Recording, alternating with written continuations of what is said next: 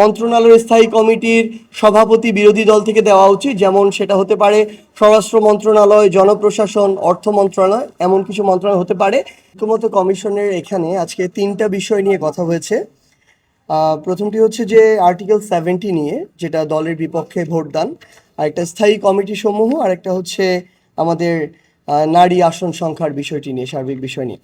তো আমরা আর্টিকেল 70 নিয়ে আমাদের যে অবস্থান সেটি আমরা স্পষ্ট করেছি। আমাদের যে পূর্বের অবস্থানটি ছিল অর্থ বিল এবং আস্থা ভোটের ক্ষেত্রে, এই দুইটিকে ব্যতি রেখে আমাদের যে অনুচ্ছেদ 70 যেটি ছিল সেটা বাতিল করার যে বিষয়টি, সে বিষয়ে আমাদের মতামত পূর্বের মতোই রয়েছে। এবং এখানে সংবিধান সংশোধনী, রাষ্ট্রপতি নির্বাচন কিংবা জাতীয় নিরাপত্তা, এই কারণগুলো বিভিন্ন কয়েকটি দলের কাছে থেকে এসেছে। এই বিষয়ে কোনো সিদ্ধান্ত হয়নি। তো আমরা আমাদের জায়গা থেকে সংবিধান সংশোধনীর কথাটি 1-2টা দল বলেছে, আমরা আমাদের জায়গা থেকে বলেছি যে এটা আমরা নিজেদের ভিতরে কথা বলার বিষয় আছে, যেটা আমরা পরবর্তীতে উপস্থাপন করব। তবে রাষ্ট্রপতি নির্বাচন কিংবা জাতীয় নিরাপত্তা, এই দুইটি ইস্যু এটার মধ্যে যদি আনা হয়, আমরা মনে করি এটা একটা অস্পষ্ট এমন একটা গ্রাউন্ড তৈরি করে, যেটার মধ্য দিয়ে আবার সব কিছুকে নিয়ে চলে আসা যায়। যখন জাতীয় নিরাপত্তার ইস্যু আসবে, আমরা মনে করি যে তখন সরকারি দল, বিরোধী দল বা অন্য এরকম কোনো দল নয়, বরং জাতীয় নিরাপত্তা ইস্যুতে এমনিতেই সকল রাজনৈতিক ক্রিয়াশীল যারা দল রয়েছে তারা ঐক্যবদ্ধ অবস্থানে থাকবে।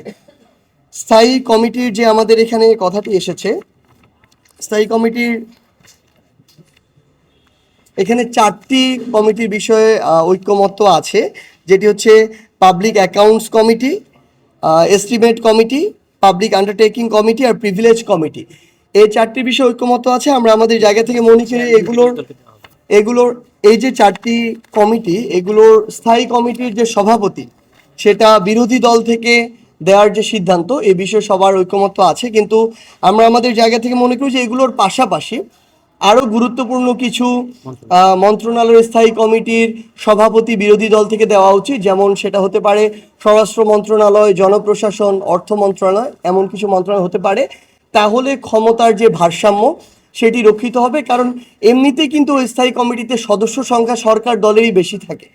সো এই ক্ষমতার ভারসাম্য রক্ষার জন্য আরও কিছু শক্তিশালী মন্ত্রণালয়ে আমরা এটা চেয়েছি।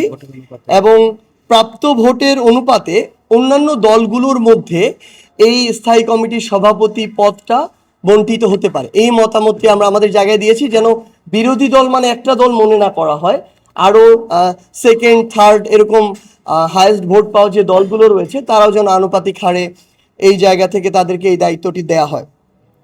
আর আমরা নারী বিষয়ক আসন নিয়ে আমরা যে কথাগুলো বলেছি, আমরা আমাদের জাতীয় নাগরিক পার্টি এনসিপির সিনিয়র যুগ্ম সদস্য সচিব ডাক্তার তাসনিম জারা এই বিষয়ে কথা বলবেন।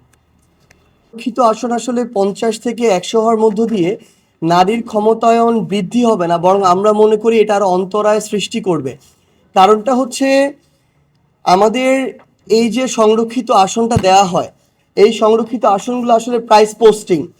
দ্বিতীয়ত এখানে যে তাও যে যোগ্য মানুষদেরকে দেয়া হয়, এই বিষয়টা আমরা দেখে আসিনি বিগত সময়ে, বরং কোনো একটা জায়গায় কোনো একজনকে মনোনয়ন দিতে পারেনি, তখন তার পরিবার, আত্মীয় স্বজনের কাউকে একজনকে দিয়ে সান্ত্বনা পুরস্কার দেওয়া হয়। এটা আসলে আলটিমেটলি আমরা আমাদের জায়গা থেকে দেখেছি যে বরং এই যে সংরক্ষিত আসনে নারীদেরকে এই যে এভাবে দেয়া হয়, এটা বরং নারীদেরকে প্রকৃত ক্ষমতায়ন থেকে আরও দূরে সরিয়ে রাখা হয়। কারণ মাঠ পর্যায়ে রাজনীতি করে এরকম মানে একটা এক্সাম্পল ক্রিয়েট করে বা সাথে নিয়ে উঠে আসা, আর এরকম একটা প্রাইজ পোস্টিং নিয়ে সান্ত্বনা মানে মূলক পুরস্কার নিয়ে চুপ করে থাকা, দুইটার মধ্যে আকাশ পাতাল পার্থক্য আছে। সো আমরা আমাদের জায়গা থেকে মনে করি নারীর প্রকৃত ক্ষমতায়নের জন্য সরাসরি মাঠ পর্যায়ে নির্বাচন এটা সবচেয়ে বেশি গুরুত্বপূর্ণ।